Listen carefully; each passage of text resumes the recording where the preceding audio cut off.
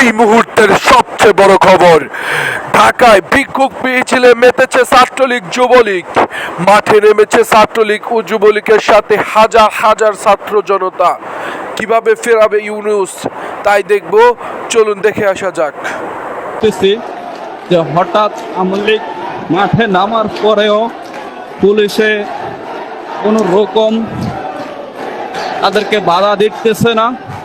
তো আমরা যদি সামনের দিকে একটু দেখাচ্ছি, পুলিশের নিরাপত্তা দিয়ে তাদেরকে আসলে মিছিল করার সুযোগ করে দিয়েছে। তো আমরা আপনাদেরকে সরাসরি দেখানোর চেষ্টা করতেছি। এখানে হাজার হাজারো আওয়ামী লীগের কর্মী হঠাৎ রাস্তায় নেমে গেল। তাদের স্লোগান হচ্ছে দুনিয়ার মজলুম এক হয়ে লড়াই করো। গার্মেন্টস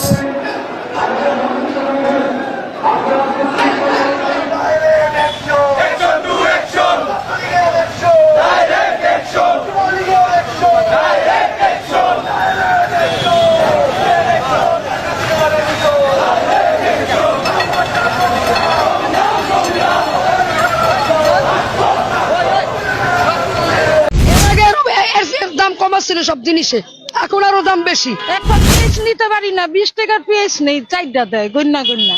তো অনেক কষ্ট নাঙ্গ মতন মানুষ। আমরা সাধারণ জনগণ না বুঝে নিজের পায়ে নিজে কুড়াল মারছি। শেখ হাসিনা ছিল একরকম ভালো ছিলাম, এখন আমরা সেই শান্তিটা পাচ্ছি না। আমরা কিন্তু সাধারণ জনগণ সত্যিকার অর্থে আওয়ামী লীগ থাকা অবস্থায়, প্রধানমন্ত্রী থাকা অবস্থায় আমরা কিন্তু নিশ্চিন্তে ঘুমাইতে পারছি। 17 বছরের ভিতরে আমরা এরকম অরাজকতা দেখি নাই। আমার 14 গোষ্ঠীর ভিতরে আপনি রাজনীতিবিদ পাবেন না, রাজনীতির সাথে রিলেটেড না।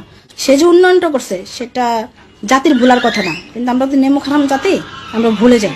তো আমি নিজে শহীদ মিনারে ছিলাম, আমার কিছু বন্ধু বান্ধব গ্রুপ নিয়ে আমরা সাধারণ জনগণ আসলে ছাত্র জনতার সাথে কাঁধে কাঁধ মিলে আমরা সাপোর্ট করছি। হ্যাঁ, এখন আমরা দেখি নিজেরাই বুঝতেছি আসলে সাপোর্টটা ভুল ছিল। হাসিনা সরকার আবার দরকার, হ্যাঁ আবার আসুক, জনগণ আবার চায়। শুধু আমি না, সারা বাংলাদেশের লোক চায়, নিরহ যারা জনগণ তারাও চায়, শিক্ষিত লোকে চায় এই সরকারে আবার। হাসিনা সরকারে শিক্ষিত লোক যারা আছে এরাও চায়, এবং কি সারা বাংলাদেশের লোক চায়। বয়স্ক ভাতা, বিধবা ভাতা, শিশু ভাতা, এই যে